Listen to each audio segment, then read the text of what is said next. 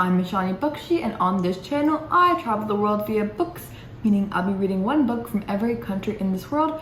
And today I'm paying a visit to Sweden in honor of young royals. So Sweden is the fourth largest country in Europe by land size, and it's surrounded by Finland and Norway. The book I chose for Sweden is A Man Called Ove by Fredrikbackman, one of the most renowned books and authors in the 21st century, I could say. So the book follows Ove, a senior citizen, and his journey after his wife dies and he let off his job.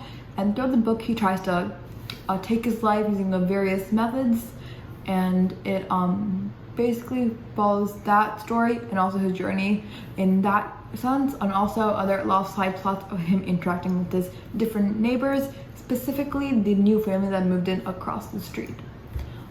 So this book doesn't have much of a plot, though it does sort of build up his characters through different memories and everything. Nothing much happens, and there's no like third act conflict or any of the big events. It's a very character focused book. It's all about deep diving into Ove and why he is so strict and bad tempered. There are a lot of chapters that dive into his past, from when he was a boy to when he got married, and to him after his wife died, and during the entire period when his wife was dying. And personally, I think this is an objectively good book, but it's not for me, and I'll tell you why. Because Ove was meant to be an unlikable character from the very start, but I don't think he redeemed himself in a way that I find like I can connect to him now. It just seemed kind of like out of nowhere that he was like forced to interact with neighbors more, and suddenly he became a good person.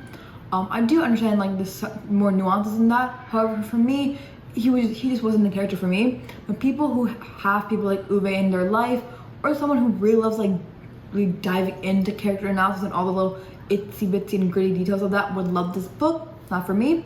Also, I'm pretty sure this was one of Fredrikbackman's first books, and you can definitely see that because there is times he repeats phrases a lot, and it's intentional, but it's kind of awkward and not as skilled as I'm sure he would be now.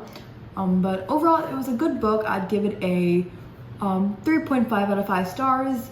And I do hope to read his other books like Beartown, which seems a little more up my alley. And I hope you enjoyed this review, and if you did, hit like, hit subscribe, turn on the notifications bell so you don't miss another stop on my literary world tour. Also, if you're interested in South Korea, check out my last book review where I review An Untold Night and Day by a South Korean contemporary author. Bye guys!